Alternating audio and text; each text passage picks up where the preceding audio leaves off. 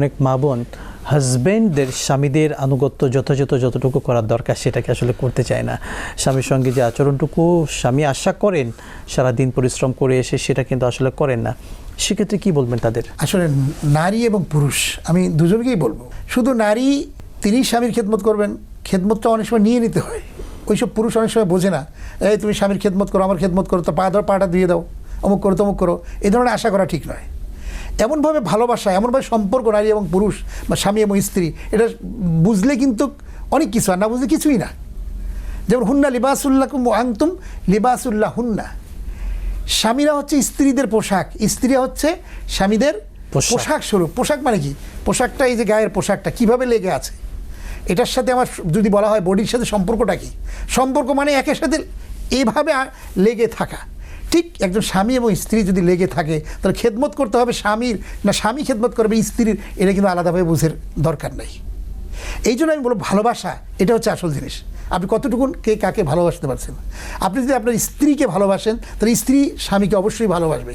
এই যে একটা সম্পর্ক, একটা বন্ডিং, এই বন্ডিংটা কিন্তু অনেক একটা গুরুত্বপূর্ণ বিষয়। এই জন্য আমাদের সমাজে বন্ডিংটা হারিয়ে যাচ্ছে। আমরা শুধুমাত্র ফিজিক্যাল ইন্টিমেসি অথবা গ্রহণ করা সেগুলো আমরা করছি, অথচ স্বামীর সাথে স্ত্রীর যে সম্পর্ক, এটা বিশ্বনবী সাল্লাল্লাহু আলাইহি ওয়াসাল্লাম কীভাবে দেখিয়েছেন সেই আদর্শটা অনুসরণ করলে কিন্তু এমন কিছু বলার দরকার নাই যে নারীদেরকে স্বামীদের খেদমত করতে হবে অথবা স্বামীদেরকে নারীকে ভালোবাসতে হবে, এরকম কিন্তু অটোমেটিক সৃষ্টি হয়ে যাবে। সেই জিনিসটা গ্রো করতে হবে। একজন স্বামী তার স্ত্রীর জন্য সেটা গ্রো করবেন, একজন স্ত্রী সেটাকে গ্রো করবেন। এই যে পরকীয়া কেন সৃষ্টি হচ্ছে? পরকীয়া সৃষ্টি হচ্ছে এই জন্যই যে ভালোবাসাটা উঠে যাচ্ছে, একজন আরেকজনকে সেভাবে গ্রহণ করতে পারছেন না। রাতের বেলা প্রয়োজন হলে একসাথে হচ্ছে, আবার প্রয়োজন নেই আরেক জায়গায় আরেক বিছানায় আলাদা করে থাকতেছেন। একসাথে একই বিছানায় একই সাথে থাকতে হবে।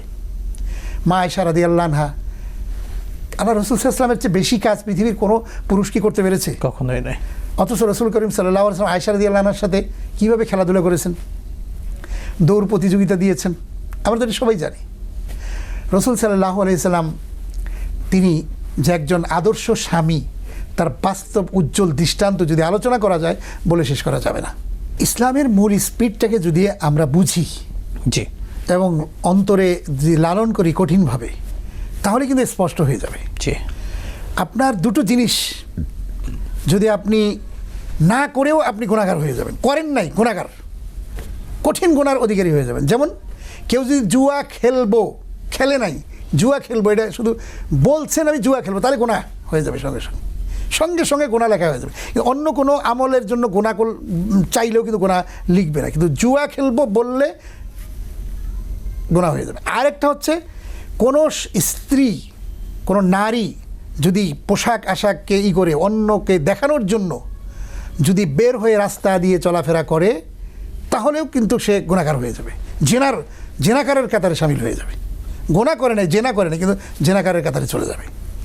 এই জন্য বর্তমান সভ্যতা এবং অপসংস্কৃতির করাল গ্রাসে নিপতিত এই জাতিকে যদি মুক্ত হতে হয়, তাহলে পর্দার বিধান ছাড়া আমাদের কোনো উপায় নেই। নারীদেরকে পর্দার সাথে থাকতে হবে এবং পুরুষদেরকেও পর্দার বিধান মানতে হবে। শুধু নারীরা পর্দার বিধান পালন করবে তা না। কুল মা ইয়াগুদ্দু মিন আবসারিহিম কুল লিল মুমিনিনা ইয়াগুদ্দু মিন আবসারিহিম, এই যে বলা হচ্ছে তোমরা তোমাদের চক্ষুকে নিম্নগামী করো, পুরুষদেরকেও বলা হয়েছে, নারীদেরকেও বলা হয়েছে। তোমরা পর্দা দুজনের জন্যই। এই জন্য আপনি আপনার স্ত্রীকে পেয়ে যদি আপনি হ্যাপি না থাকতে পারেন, তাহলে আপনার মতো হতভাগ্য আর কেউ নেই। আপনি যদি পর নারীর প্রতি আসক্ত হন, কোনো দিকে দৃষ্টি দেন, আপনি গুনাহ আপনি করেন নাই, করার আগেই আপনার জেনাকারের কাতারে আপনার নাম চলে যাবে। তাহলে এই জিনিসটি যদি আমরা বুঝতে পারি যে না, আমরা গুনাহ করব না, আমরা সত্যিকার অর্থে আমি ভালোবাসা চাই, প্রেম, এই জিনিসটি আজকে আমাদের গার্লফ্রেন্ড বয়ফ্রেন্ড এই যে কালচার, এটি কিন্তু আমাদেরকে আসক্ত করে তুলেছে। এটি আমাদের বাংলাদেশের মধ্যে ঢুকেছে, এটি কিন্তু আমাদের কালচার ছিল না। কিসের গার্লফ্রেন্ড বয়ফ্রেন্ড? এদিকে স্ত্রী আছে, আবার আরেকজনে গার্লফ্রেন্ড করে রাখছেন, আবার আরেকজনের স্বামী আছে, ওনার বয়ফ্রেন্ড দরকার, এই দিকে চলে যাচ্ছেন।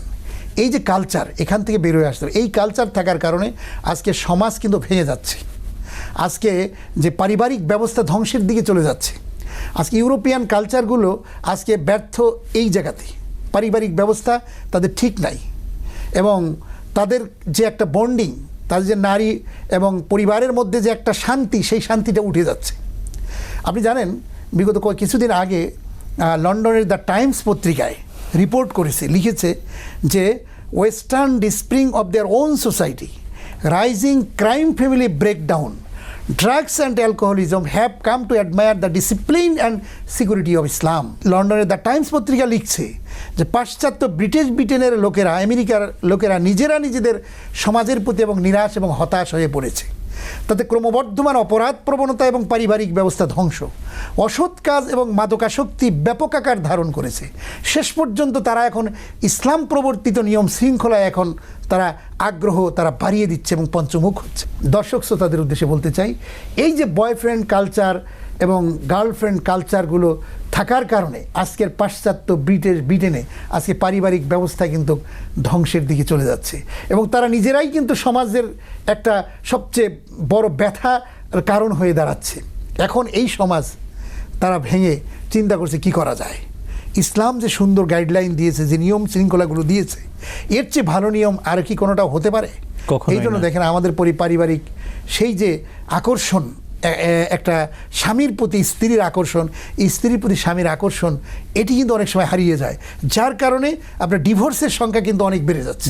আপনি জানেন, আমি কিছুদিন আগে খবর নিয়েছি যে বর্তমান বাংলাদেশে নারী কর্তৃক পুরুষকে ডিভোর্স দেওয়া, অর্থাৎ স্ত্রী কর্তৃক স্বামীকে ডিভোর্স দেওয়ার হারটা 90% উপরে চলে গিয়েছে। প্রতি মাসে মাসে যে পরিমাণ ডিভোর্স হচ্ছে, এটা নারী কর্তৃক দেওয়া হচ্ছে পুরুষকে। তাহলে এবং আইনগুলোও কিন্তু জটিল আইন এখনো পর্যন্ত আছে, যদিও ইসলামের যে আইনগুলো, জুডিশিয়াল ল যেগুলো রয়েছে, সামাজিক দণ্ডবিধি, এগুলো যদি কার্যকর থাকতো তাহলে কিন্তু কোনো নারী হঠাৎ করে এই কাজগুলো করতে পারতো না। নারীকে কিন্তু এই শক্তির ক্ষমতাটা দেওয়া হয়নি। হে নারী, যখন তুমি বিয়ে করেছো তখন তুমি তোমার স্বামীকে বাছাই কেন ঠিক মতো করো নাই? তোমার আজকে স্বামীকে ভালো লাগে না, তোমাকে অন্য স্বামী ভালো লাগতেছে, তাহলে তুমি কেন বিয়ে করেছো? প্রথমে বিয়ে যখন করেছো তখন ওটাকে ছাড়া যাবে না, ওটাকে ধরতে হবে। স্বামীকেও সেরকম এমনভাবে আকর্ষণ থাকতে হবে স্বামী এবং স্ত্রীর প্রতি, যাতে করে এটি হবে একটা দুর্নিবার। এর চেয়ে বড় পাওয়া চাওয়া আর কোনোটাই হতে পারে না।